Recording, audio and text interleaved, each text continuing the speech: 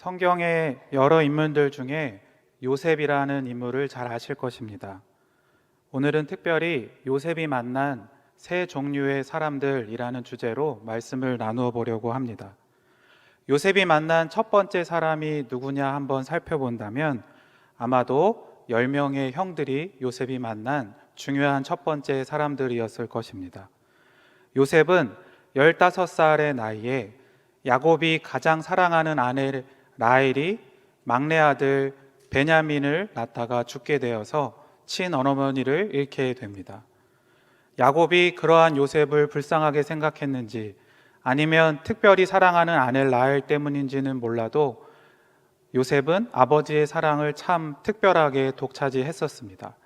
잘 아시는 것처럼 요셉에게만 아버지 야곱은 채색 옷, 비싼 옷을 입히고 편애를 하고 총애를 하였습니다. 더군다나 어느 날 요셉이 한 꿈을 꾸었는데 그 꿈의 내용이 참 과간이었습니다. 그 꿈은 해와 달과 11별이 요셉에게 절을 하는 꿈이었습니다. 그 비전은, 그 꿈은 하나님이 주신 것이었지만 요셉이 형들이 느끼기에는 늘 아버지의 사랑을 독차지하는 요셉이 아주 이제 장자권까지 빼앗아 가겠어? 나중에 자기가 아주 높은 사람이 되나 봐. 이러한 질투와 시기를 불러일으키고 더 나아가 미움과 원망과 또 요셉을 어떻게 하면 아버지에게서 멀어지게 하고 혹은 차라리 죽게 할까라는 미움을 품게 할 정도가 되었습니다. 잘 아시는 것처럼 형들이 멀리 떠나 도단이라는 곳에서 양을 치고 있을 때 아버지의 심부름으로 요셉은 형들을 만나러 갑니다. 형들은 마음속으로 늘 요셉이 죽기를 바랐었고 어떻게 하면 요셉에게 소위 해코지를 할까 생각하고 있었기 때문에 그때가 기회라고 여겼던 것 같습니다. 그리하여서 깊은 구덩이에 요셉을 집어넣고 요셉이 어떻게 되는지 보고 있다가 차라리 죽게 내버려 둘까까지 생각을 하게 됩니다. 참 죄의 마음이었었는데 그래도 형들이 차마 친동생인 요셉을 죽이기까지는 못하고 멀리 애굽으로 노예로 팔아버리게 되는 결정을 하게 됩니다. 다행히도 하나님께서 지켜주시고 은혜 주셔서 요셉은 노예로 팔려갔지만 보디발이라는 높은 지위를 가진 애굽의 친위대장을 맡고 있는 자의 집으로 팔려가게 됩니다. 그리고 보디발은 요셉을 눈여겨보고 그가 하나님과 함께 하신다는 것을 깨달아 모든 가정에 관한 것들을 요셉의 손에 맡기게 되고 요셉은 가정 총무가 되게 됩니다. 이때에 요셉이 드디어 두 번째 사람을 만나게 됩니다. 누구일까요? 요셉이 만난 두 번째 사람은 바로 보디발의 아내였습니다. 보디발의 아내는 탐욕의 사람이었고 자기가 원하는 것을 위해서는 어떤 수단과 방법도 가리지 않는 굉장히 세상적인 사람이었다고 할 수 있습니다. 그는 귀족이었고 요셉은 그저 노예에 불과했기 때문에 보디발의 아내는 여러 번 요셉을 유혹하였고 동침하자고 요청했습니다. 아무런 힘이 없는 요셉이었지만 하나님을 사랑했고 주인의 신의를 저버릴 수 없었기 때문에 요셉은 여러 번 거절하였고 보디발의 아내는 자기의 청을 들어주지 않자 복수하고자 하는 마음으로 자기의 힘과 지위를 이용하여 오히려 요셉이 자기를 유혹했다고 거짓말을 하고 요셉은 보디발이 관리하는 왕의 죄수들이 모이는 감옥에 갇히게 됩니다. 감옥에 갇혀서도 하나님께서 은혜 주셔서 간수장의 마음에 든 요셉은 모든 감옥에 대한 업무를 관리하는 감옥 총무가 되게 됩니다. 하지만 또 여기서 요셉이 세 번째 사람들을 만나게 되는데요. 그 사람들은 떡 맡은 관원과 술 맡은 관원이었습니다. 옛날에 떡이나 술 맡은 관원은 왕의 음식에 독을 검사하는 자들로서 지금으로 치면 비서실장 정도의 높은 지위와 힘을 갖고 있는 사람들이었는데 하루는 두 사람이 꿈을 꾸게 되었고 도저히 그 꿈을 알 수 없게 되자 심각한 꿈이었기 때문에 혹시나 요셉에게 꿈의 해석을 부탁하여 보았는데 요셉은 하나님이 주시는 지혜가 충만하였기 때문에 그 꿈을 해석할 수 있었습니다. 특별히 둘 중에 술 맡은 관원장에게 요셉은 당신은 이제 돌아가서 왕의 신임을 다시 얻고 술 맡은 관원장으로 복직할 거라고 알려주었습니다. 그래서 요셉은 간곡하게 술 맡은 관원장에게 부탁을 하나 하였습니다.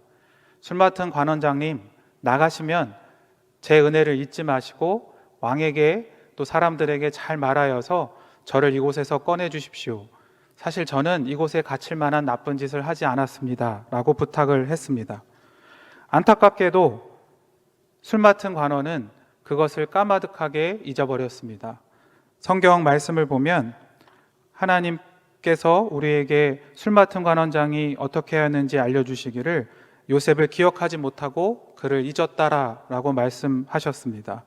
술 맡은 관원장은 은혜를 모르는 사람이라고 할 수 있습니다. 사실 우리도 살다가 보면 안타깝지만 요셉이 만난 세 종류의 사람들을 종종 만나게 됩니다. 첫째는 은혜를 모르는 사람들입니다. 우리는 그래도 교회를 다니고 먼저 하나님의 은혜를 깨달았기 때문에 사랑을 베푸려고 노력하고 양보하려고 노력합니다. 회사에서 만나는 사람들, 친척들, 또 교회에서 만나는 새가족들이나 나의 전도 대상자들에게 여러 가지 도움을 주거나 사랑을 베푸려고 합니다.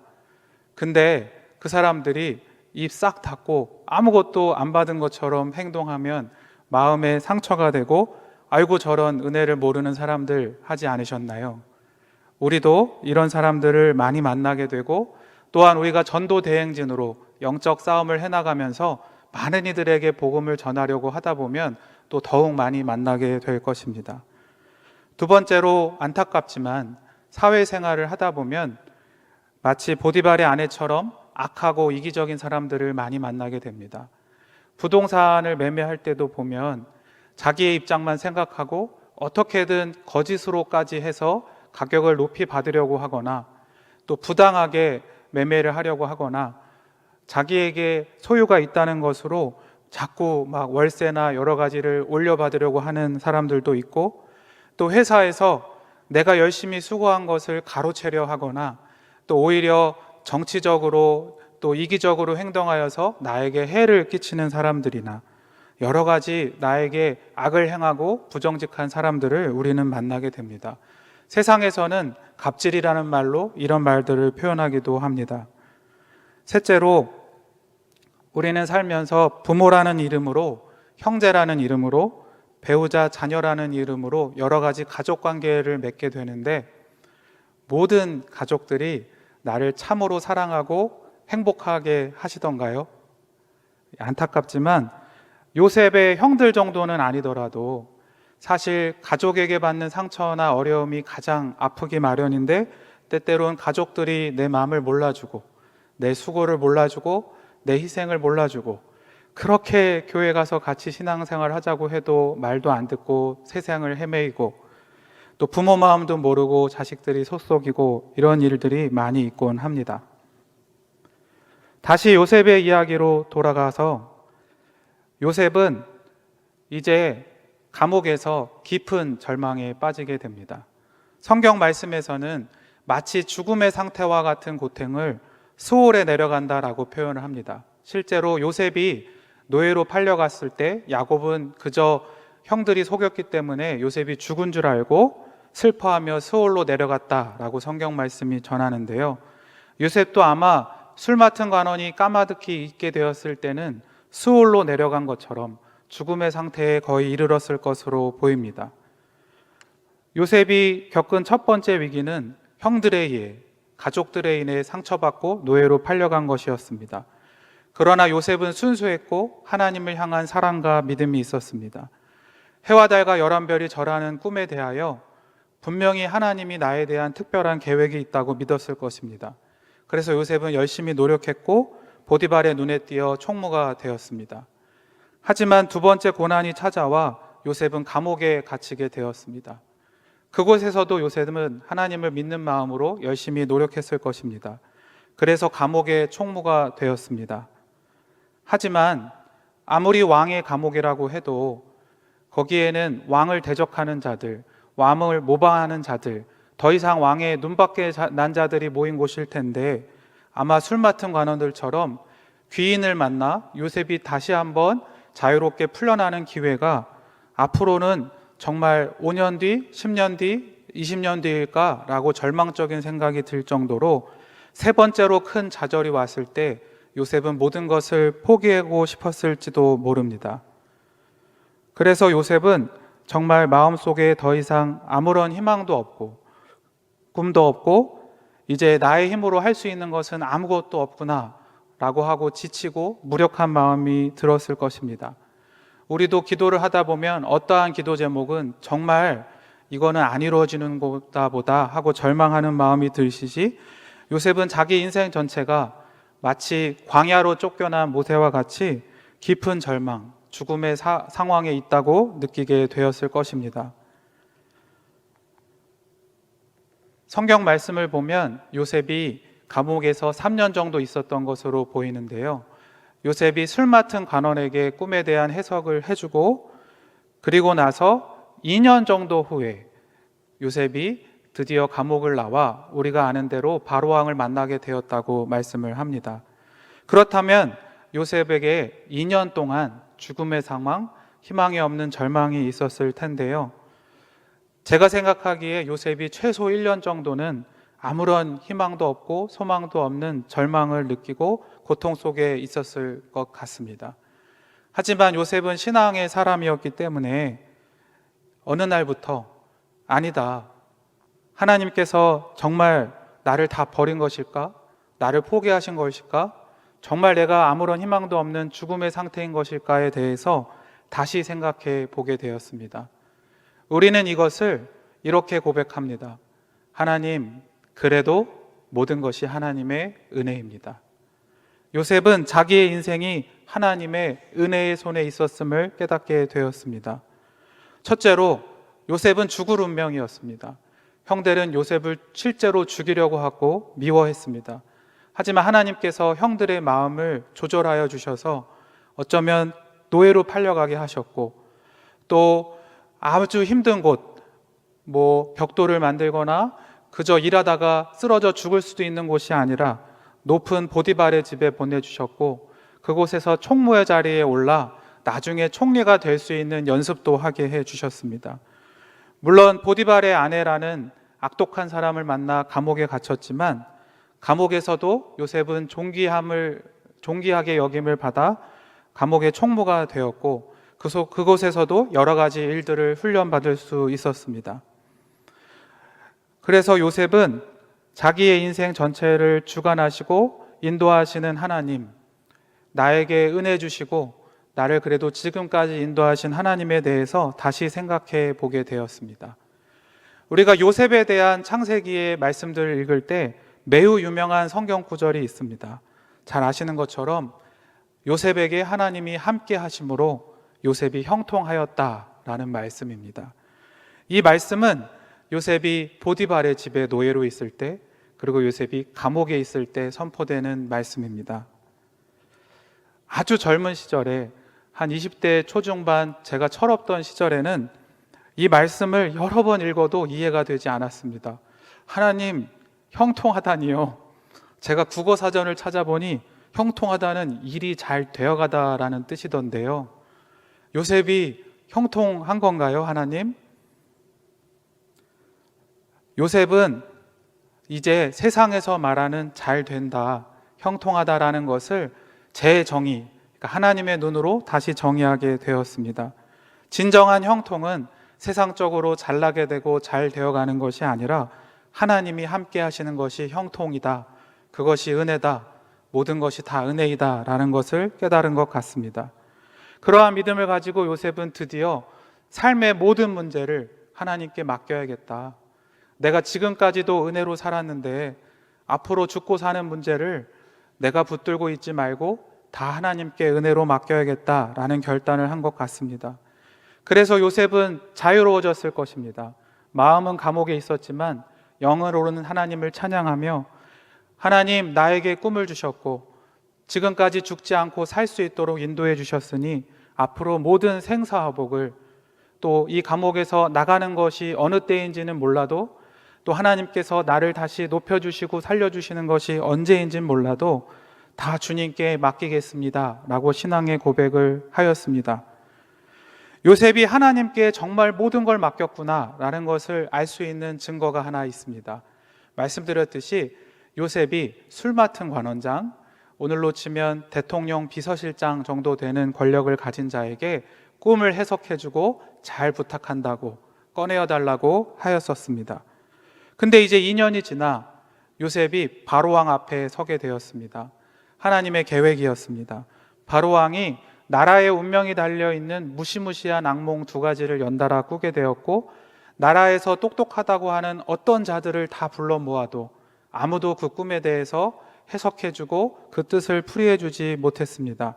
그때 술 맡은 관원장이 내가 감옥에 있을 때 꿈을 해석하는 한 청년을 알고 있습니다 라고 바로왕에게 말을 하였고, 요셉은 바로왕 앞에 서서 하나님께서 꿈을 풀어주시는 대로 나라의 운명에 대하여, 그리고 흉년 7년을 어떻게 이겨내야 되는지에 대한 지혜를 하나님의 지혜로 다 풀어주었습니다.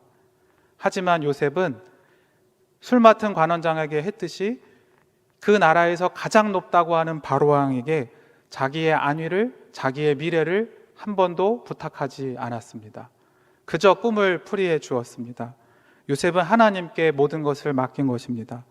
오히려 바로왕이 그 얘기를 듣고 너무 놀라 이 청년만한 자가 어디 있느냐라고 인재를 알아보고 요셉을 붙들고 늘어져서 그를 오히려 총리가 되도록 도와주었습니다.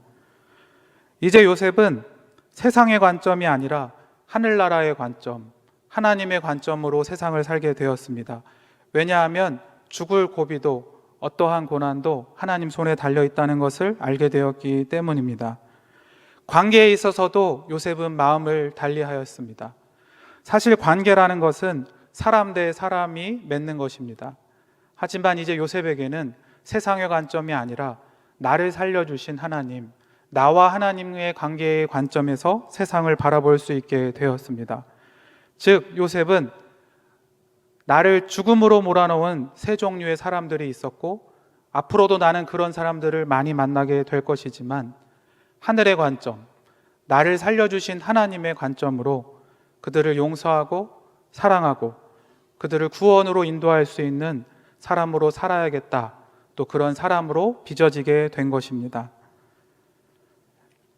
실제 요셉이 그렇게 살았을까요? 잘 아시는 것처럼 요셉은 총리가 되었습니다. 당시 애굽이라는 제국은 세계에서 가장 부강한 나라였습니다. 그리고 바로왕 바로 밑에 있는 권세를 가진 자가 요셉이었습니다. 저 같으면 술 맡은 관원장 오시라 하게 라고 해서 그래도 한마디는 했을 것 같은데, 요셉이 술 맡은 관원장을 불렀다는 이야기도 성경에 없고 그를 책망해야 했다는 얘기도 없습니다. 요셉은 술 맡은 관원장을 자기를 사랑하시고 살려주신 하나님의 관점으로 용서한 것으로 보입니다. 더 괘씸한 보디발의 아내를 불러다가 이제 너가 감옥에 갇힐 차례이다 라고 혼을 내거나 보복했다는 이야기도 성경에 없습니다. 무엇보다 감동적인 것은 나를 가장 상처 준 사람, 나의 가족, 나를 죽이려고 하고 멀리 애굽으로 팔아버린 형들을 용서했다는 것입니다. 오늘 본문 말씀인 창세기 45장 7절과 8절 말씀을 제가 다시 한번 읽도록 하겠습니다. 하나님이 큰 구원으로 당신들의 생명을 보존하고 당신들의 후손을 세상에 두시려고 나를 당신들보다 먼저 보내셨나니, 그런즉 나를 이리로 보낸 이는 당신들이 아니요 하나님이시라. 하나님이 나를 바로에게 아버지로 삼으시고 그 온 집의 주로 삼으시며 애굽 온 땅의 통치자로 삼으셨나이다. 이 말씀은 요셉이 형들을 다시 만나 용서하는 장면에서 나오는 말씀입니다. 특별한 사실은 주어가 다 내가 아니라 하나님이라는 사실입니다. 저였다면 그래도 용서는 하더라도 내가 수십 년간 고통당했지만 그래도 내가 형들보다는 나은 사람이니까 하나님을 더 잘 아니까 용서는 해줄게, 이렇게 했을 것 같습니다. 저는 믿음이 부족한데 요셉은 하나님이 하셨다, 하나님의 관점으로 관계를 풀어나가기 시작했습니다. 하나님이 나를 보내셨다, 근심하지 말라, 하나님이 형들을, 우리 가족을 살리려고 나를 이렇게 인도하시고 총리가 되게 하셨다라고 신앙 고백을 했습니다. 요셉은 형들에게 하늘나라의 차원, 하나님의 차원, 하나님의 관점을 보여준 것입니다. 사실 성경 말씀을 보면 야곱의 12아들들, 특히 야곱의 그 요셉 위로 있는 10명의 형들은 이때 엉망으로 신앙을 많이 잊어버리고 살고 있었습니다. 하나님께서는 야곱의 아들들을 믿음의 조상들로 12지파로 세우려 하셨는데, 성경 말씀을 보면 오늘 말씀에서 나오는 것 같이 동생 요셉을 죽이려고 하다가 노예를 팔아버렸고, 여동생이 강간당했다는 이유로 아주 비열한 방법으로 한 마을의 모든 남자를 죽이는 사건도 있었습니다. 이것이 요셉의 형들이 한 짓이었습니다.